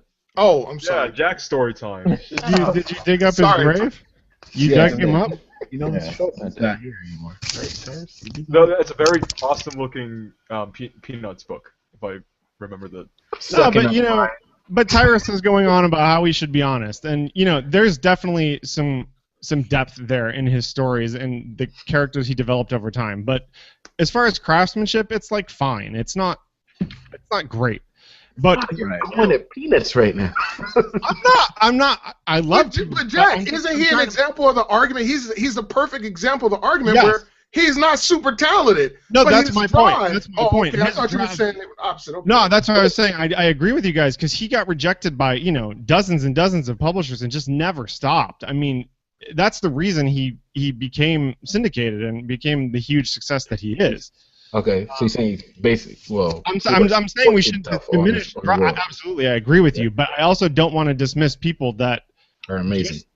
are amazing and don't have to try because there are those people out there as well. Absolutely, absolutely. I would agree with that. Between though, I would What was say. that? When you think those few and far between, like they're not the norm. Well, we tend to. I mean, the media and the biographies tend to not focus on people that said, I was born and I got $10 million from my drawing. It's like that's not really much of a biography. We like struggle stories and we like. We like the comeback year and the. And yeah, and I like peanut butter. So. As another example, we can talk about Lucas, John Lucas. Come on, old man, you can do it. Watch it. So basically, now that Disney bought George Lucas. George Lucas, thank you. Disney bought all of George Lucas's stuff. Star Wars 8 and 9. Let's talk about someone with a bunch of hustle. Star Wars 8 and 9 was just announced like a couple weeks ago. Mm-hmm. But wasn't George Lucas kind of the same thing where he had this idea about a space story and people were like, "Bitch, you crazy." Yeah, And absolutely. Arthur, what are you talking about? Didn't he have Thanks, an unmentioned team behind him for the original trilogies? Because I feel like the consistent but reasoned explanation of the success of the original series, both critically and commercially, was that factors like his wife at the time and other editors and other film production artisans at the time were like, all right, George, we got to cut this, we got to modify this. This is not working. And then after the original trilogy with the prequels, George lost that. The naysayers, or not even naysayers, so much the critical people, that by whatever factors, because he got too famous or something in his personality changed. That You saying that's how we get Jar Jar Binks? Yeah, exactly. I mean, essentially, no one really affirmatively stopped him from making "quote unquote" bad decisions. That's like the second trilogy, or like the episodes 1, 2, and 3. To me, those are kind of garbage. I love this. We're going at George Lucas now. I love Those this. are kind of garbage, and they're Charles Schultz, George Lucas, let's do it. Yeah, their actors especially stood out to me as especially bad.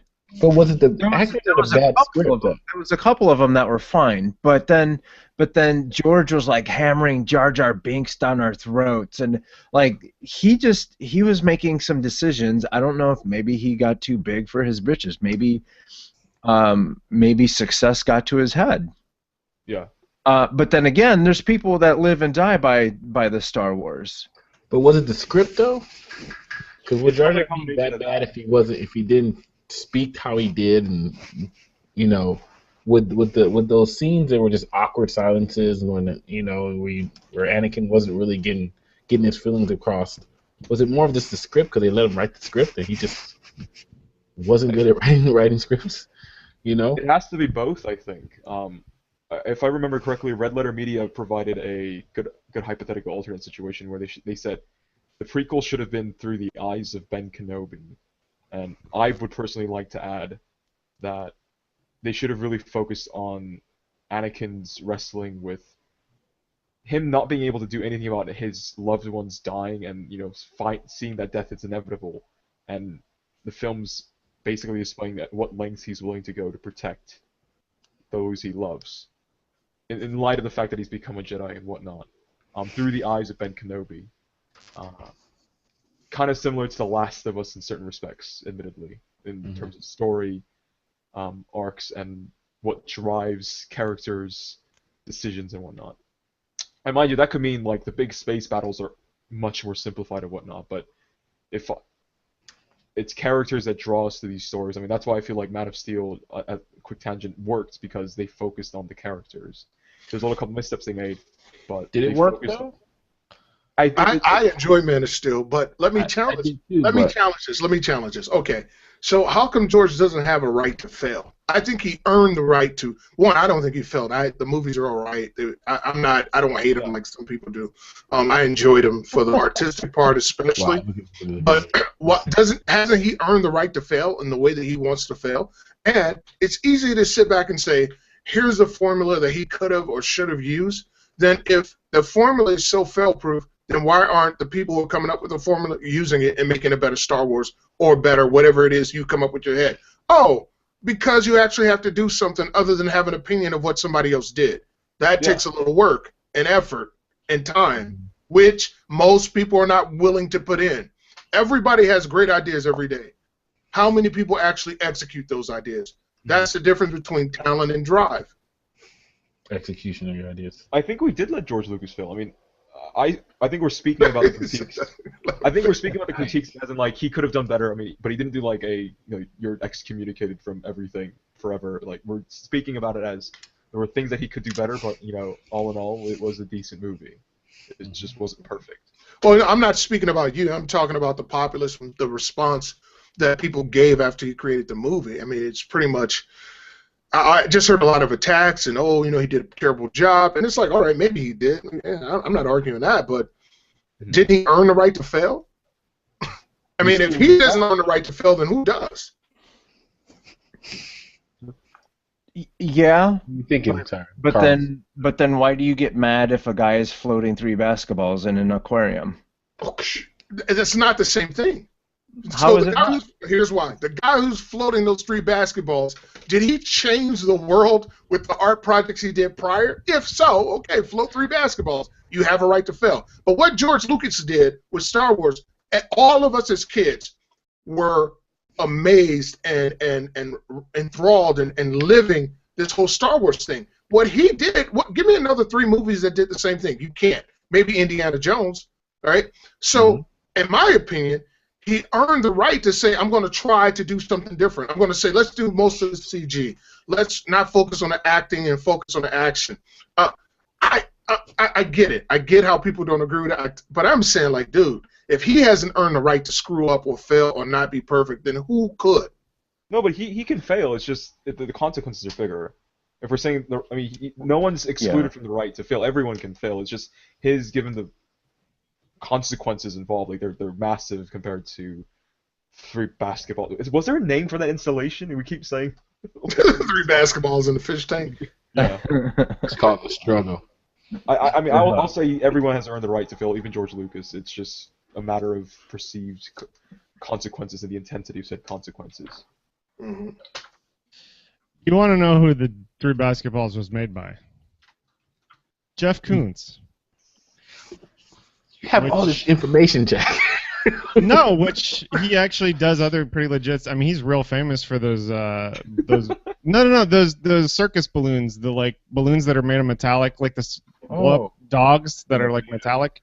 Yeah. Yeah. Which those are quite well received, probably much better than his basketballs. Yeah, I'm looking at that we know. Now that we know that Mr. Kuntz has created these metallic balloon animals. No, but does that matter? I know you're about to say, "Oh, it changes everything," but does it? Well, we said it. Well, in the same aspect, you're seeing his background, and to some that might have changed the world if you put in that same. Whose world did this crap change? Not yours, obviously. whose world? Apparently it changed yours negatively.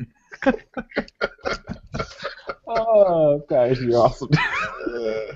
No, it didn't. Oh, Lord. What's next, Carlos? Yeah. Let's talk about one of my favorite bands. Apparently the Gorillaz is coming out with a new album. Yay! I like the whole concept, man. So obviously you guys know who the Gorillaz are. Mm-hmm. The Verge actually announced. I think I like them more because of the fact that they Their music is solid. Their music is really good, but the fact that they're cartoons, I've always been driven as a kid. I've always been driven to cartoons.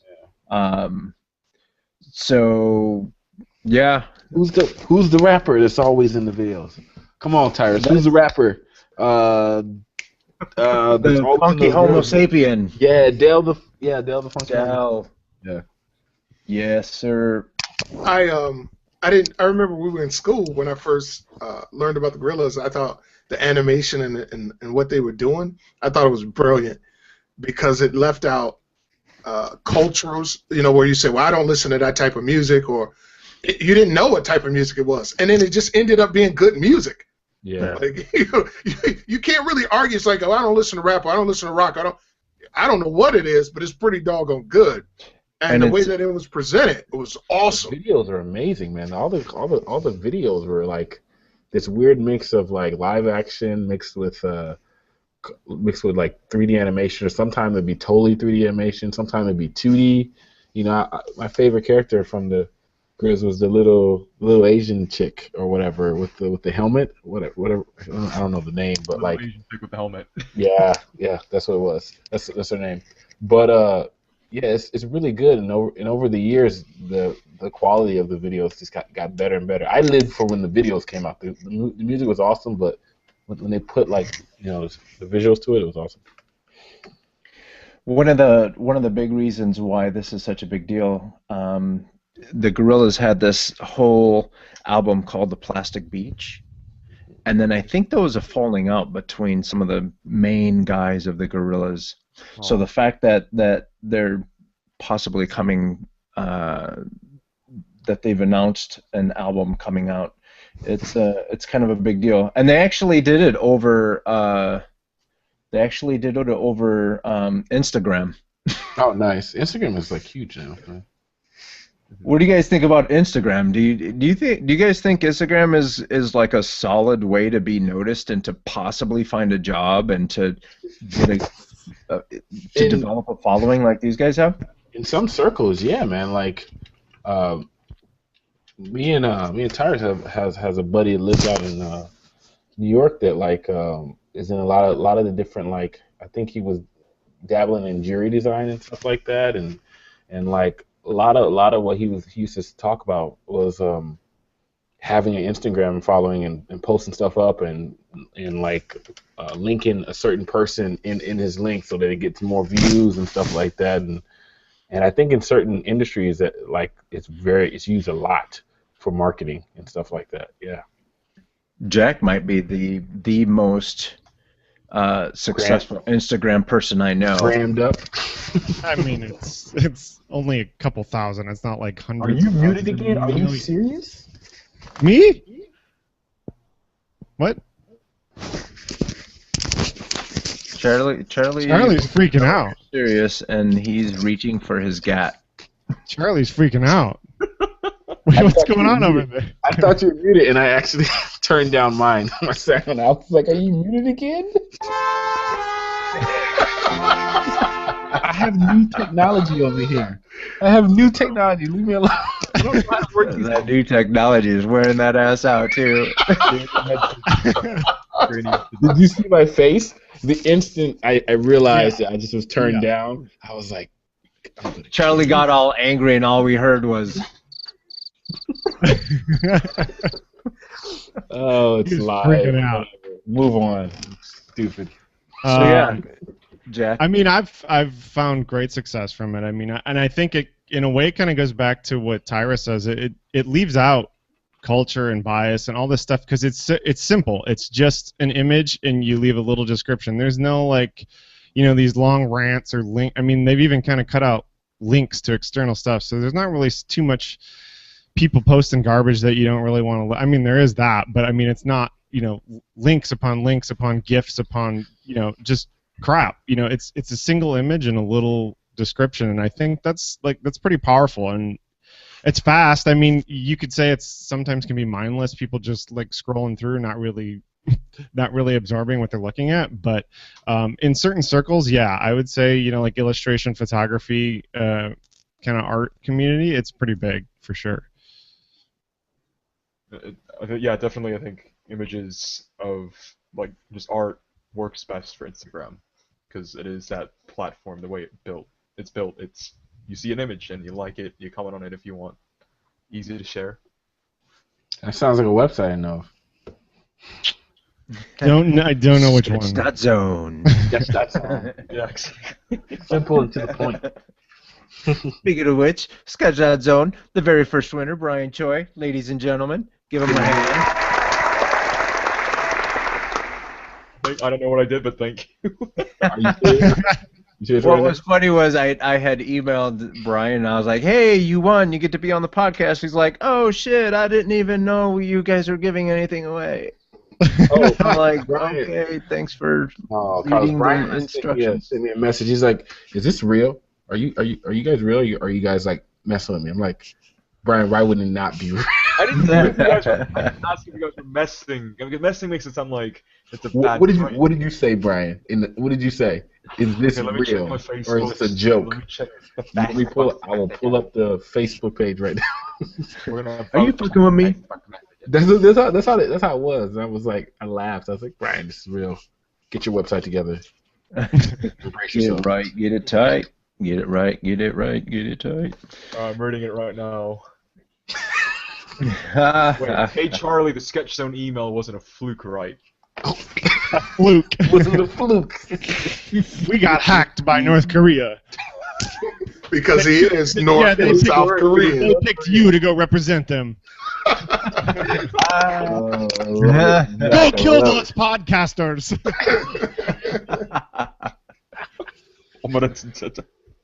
All of a sudden, Brian gets all of Sony's emails. Yeah. Just start leaking them on Instagram. I would like Dang, did you hear what nothing Sony to said do about with- Charlie's mama?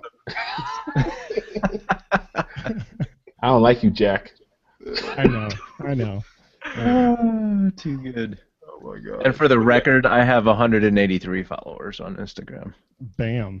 Hashtag Pull fail. out your Instagram right there. Are we measuring that EP right now? Just how many followers? Pause. What's up? Right. I don't even know how many followers I have. I gotta check and see. This is getting serious. On Instagram? Oh, Yeah, dude. Hold on. Wait a minute. roll with you because you probably. Oh, snap. I got 171 followers. Boom. Hang on, I've did got I? 105. How many people I have now? Yeah, I got more than Tyrus. Okay. I got more than Tyrus. I'm good. You know, Neil Jackson come back. Did you mute yourself, Charlie? Google Sketch got Charlie, tired of him. Hey, Let's shut him up. Charlie's copy serve is acting up. Brian is hacking him already. See, this is the beginning of the end. Brian texted his family. Can you not hear me? We're gonna My start with Instagram, that's Charlie, cool. and we're gonna finish with his mom. Shut him down. Can you hear me now? Yes, we can. Shut up, Jack. You were gonna let him go. Come on. That was perfect timing. No one said anything. Oh man, I hate Hey, Brian, Jack. put your Instagram back up, bro. Put your Instagram back up. What's going on? Why? Just do it. Don't ask questions. Put it up. I'm gonna click on him so everyone can. Yeah, so everybody can see it. Get your shine on. It's just got its feet rolling. I mean, Feet maybe rolling. like there's weird images of like me roasting a chicken and then me making banana foster and Hey, them fried eggs look good as hell though. Yo, shows you how much I'm on Instagram. Where do you see your followers? I God. don't even know. That's because you ain't got any, Charlie. you can't see it online. I think. Oh yeah, I don't have. Yeah, I see it now. I only have 82. I'm not on Instagram. I'm not. Pwah, pwah, pwah, But I pwah. have my dog posing with a Connect. I mean, have you guys legitimately gotten like work offers from Instagram though? Because something in me tells me it's mostly just a fan service platform. Like it just. I don't know. Maybe Jack. Have you got anything? Yeah, since you posted? I've actually got quite a lot. Most in the past two to 3 years, almost all, with the exception of some of the web design I do, almost all of the illustration freelance work I've been doing has come straight from Instagram or like a blog or like something that has linked from there. Okay, and these are like serious work offers from like, hey, we would. Yeah, want yeah. I to- mean, I've done a couple of album art covers for jazz band in Europe. One for rap artists from Germany. A couple of gig posters, wine label stuff like that. So, and it's all. I mean, it's just people are like, I don't know what they're doing if they're like on Pinterest and they're like, black and white art or something, and I just come up and they're like, I want that guy. Let's see if he's available. Or if it's, I don't know, he's like some kid scrolling Instagram. Hey, mom, look at this, and she's like, hire that dude. I have no idea what's going on. That's that privilege right there. He's As long as they're clear and the contract's good, I Hey, suppose. mom, hire him. I get offers to do work all the time from Instagram. So some of my clients are like these battle rappers, right? And so when I give them their work, they put it up, and then people go to my Instagram and they'll IM me, and then they realize they can't afford. But I get offers to do work, so it works. I think Instagram's a great tool for attracting clients. Battle rappers. I usually get. I love job battle leads, rap. too. You saying you I still usually get job leads too, but it usually has something to do with a weed whacker or some dishes or something. Oh wow! I got this. That's so racist. I got this land that I want you to sculpt this bush Fun in front fact, of my house. and this is serious. What? There's always a Charlie's race- gonna try to sculpt a bush? I was talking about for you. So your offers you're getting. Oh, I see. Okay. Speaking of Shut not, up. like, being too highly priced, Tyrus, I like just starting off attempting to freelance. Like I've gotten several like, oh, you're too expensive. Okay, and like I'm going like low. You will get that even if you're priced at minimum wage, or even at free. People are going to be like, I want more. Right. I need more. Is that the for lesson I less." should be learning? Because I'm learning so like I Here's- feel like I'm learning so much about the reality of freelancing and like there's so much. Here's the lesson to learn, and this is no bullshit. Charge what you're gonna charge, Mhm. because if you give a low price to someone who's looking for a low price, they're going to treat you like a low price. And those people are generally nickel and diming you. They're Yeah. always trying to. So I was building a website for this guy, and then I gave him. He was a buddy's dad, and I gave him the hookup family price. And then all of a sudden he wanted me to do like. He gave me these blueprints, and he wanted me to build this house in 3D so we can put it up on top and all this other stuff. And I'm like, no, you're not. No, I $300 doesn't get you a 3D house. That's extra. Yeah, of course. You know what I mean? So if you go into it priced appropriately, you need to make sure that you also charge for the pain in the ass that you're about to get. Admittedly, it's hard for me just because part of it is fear and like just I'm always worried about like when the next gig is gonna happen just because. Admittedly, I'm in a better position than most individuals, but each day is kind of like not quite sure when the next adventure is gonna happen, and I don't know what I have to do to make that happen. Besides dedicating myself to the work to do and all that stuff, and if I can get paid, that'd be nice. But Okay, so check this out. That's a good point. But let's say you accept a big project that's a little bit of money, and you're working your life away, and then a project that you actually want to do, want to be a part of, comes along. You're tied into crap. The next thing is your time is the most precious thing that you have. That's the one thing you can't get back.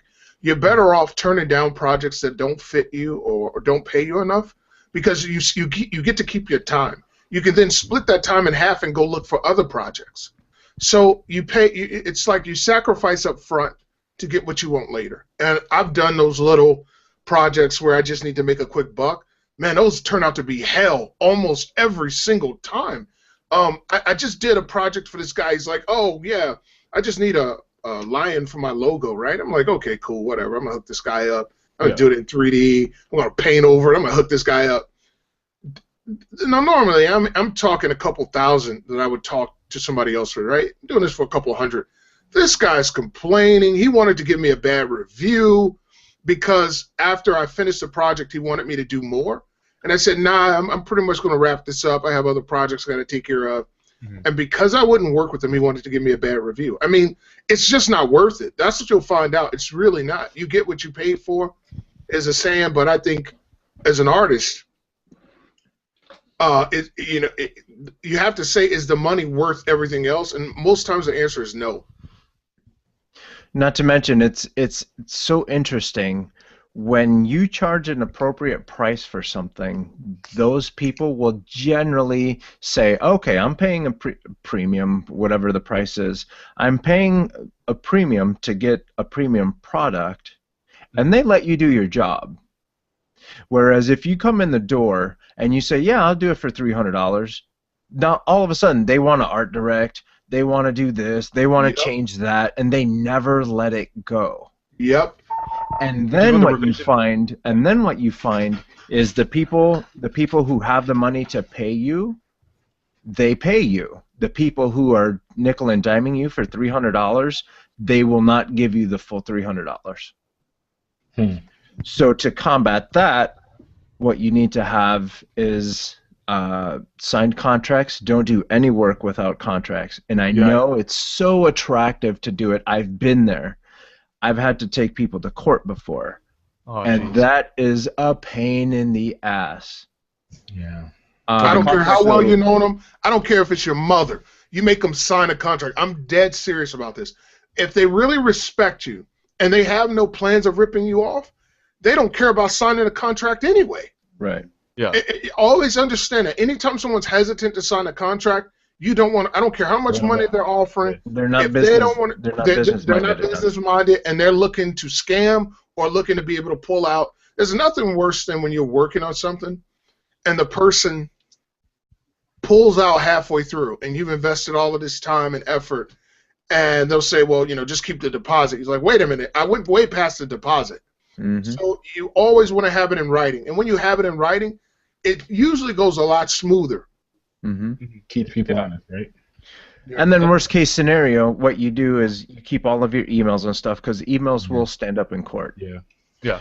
So what you do is you keep all your emails and you keep those contracts. Worst case scenario, you do have to take them to court. And all you have to do is sit the papers down on the table and say, "Give me my money," or the judge is coming after you. And then depending on where you are, if you're not paid in a certain amount of time, you can call the sheriff, and there's a whole bunch of other drama that spawns off that. Thank God I've never had to go to, but Call the sheriff, really? oh yeah, Yeah. If you can't pay quickly enough, and it's like you need collateral next. I don't imagine that's. Yo, I did That's that your- bureau for you. I'm gonna have to call the popos on you. as a creative person, when you're creating art and someone owes you money, your leverage is someone will do time. Someone will go to jail In if Virginia. they owe you money and you win your court case. Someone will go to jail if they don't pay. Just like That's that was it. Charlie, have you been sitting there waiting for that the whole time? I did. That was not me. Test your point. Wait, Carlos, say that last line one more time. If you don't pay your if fee, you don't pay your fee, someone will go to jail. He made you run it back. Hashtag hot ghetto mess. So I guess on that note, I've already been Best practicing that 'cause- podcast Jack has ever had. On that note, we are tiptoeing around the 2-hour mark. So Let's go. I would like to thank Brian Choi, the first Give that man a hand. Sketch Zone winner. Dude. The best part was Charlie was clapping by himself like. Hey Brian, if you want people to find you online, where would they look? the best way to communicate with me is through Instagram, Facebook, email, Telepathy. Twitter. If you want to directly Send communicate, photos. feel free to email me. I'm most active on the polycount.com community, and I do use my Tumblr and my Instagram account and Twitter mostly as public communication. So if you just Give want to your add me, link, Brian. Give your link. Yeah. This is his first one. Don't give him a hard time. Twitter handle's at jadeipanda.com. Oh no, just at jadeipanda. The Tumblr is jadeipanda.tumblr.com. You should know the link to your website. No, but Your conscience. Twitter handle at jadeipanda. I'm here to help you. Tell them how a panda isn't technically a bear. They'll love that. So a panda apparently is stupid. No, shut up! Don't tell really, them that! Don't really tell them that. I was Don't tell them that! You look like an idiot! You're off topic! No one will I can't believe tell them you it's if a you funny tell crowd. them Here's a that bunch a of voices panda on it. isn't really a bear. It's called a panda bear.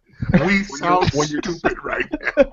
When you're scrambling eggs, you want to make sure you add butter in it instead of oil, so you can get creamy. Now you're talking about Panda Express. Get back to the link! What's your No portfolio? one cares about. If you guys Hurry, they're eating you alive right now, Brian. Just give me your portfolio. portfolio can be found at choib.blogspot.com. It's One just more my time. last name. One more time, buddy. choib.blogspot.com. Sweet. Tell them We'll go about the ahead time and- Mom left us with the toy early in the morning. They'll love that story. In the bathtub full of hot water. It was And 4 a.m. in the bubbles. morning, and I There were a remember lot of- riding to work. No, don't tell them that. I'm joking. What about the lost years in Virginia? Not that time, the other time. This is your conscience. Charlie B. Williams III. Where Yes. can I find you, my friend? You can find me on Twitter at CBW3. Also, you can find me on my portfolio site, which is www.cargocollective.com/Charlie B. Williams. Jack Kasperzak. I like peanut butter. Sketch with Jack, Instagram, Facebook.com. Tyrus, where can we find you? Well, first of all, you can find me at Charlie's mother's house. After that, if you need to hit me online, you can find me at tigosketch.com or www.tigosketchillustration.com. Skype, I'm available at CyrusE4, and Twitter, TigoSketch. And you can find me at carlosrgomez.com or take a look for Coconut Justice pretty much anywhere, and you will see me and or my things. Whoa. And remember to go to Oh. sketch.zone. Thank you. Go to sketch.zone. Go ahead, submit your artwork and get rated, and you too could be a part of this hot ghetto mess. No, don't go. That's a terrible idea. As a Yeah. veteran guest now, Jack's it's conscience perfectly sounds like a Disney evil villain. Have a good night, everybody.